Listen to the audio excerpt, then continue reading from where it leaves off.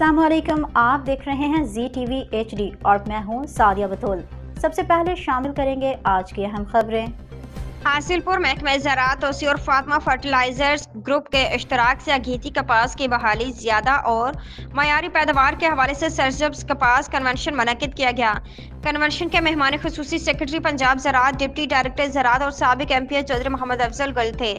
हासिलपुर महकमा ज़राअत तोसी और Fatima fertilisers group के इश्तराक से अघीती कपास की बहाली ज़्यादा और मयारी पैदावार के हवाले से सरसब्ज कपास कन्वेंशन मुनक्किद किया गया। कन्वेंशन में माहिरीन ज़राअत, मुअज़्ज़िज़ीन इलाक़ों और किसानों ने कसीर तादाद में शिरकत की।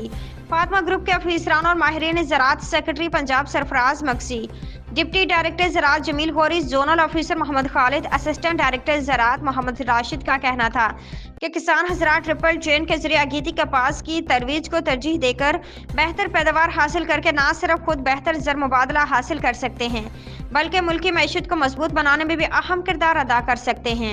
आखिर में अघीती कपास की बेहतरीन औसत पैदावार हासिल करने वाले किसानों की हौसला अफजाई के लिए इनामी शील्ड से भी नवाजा गया।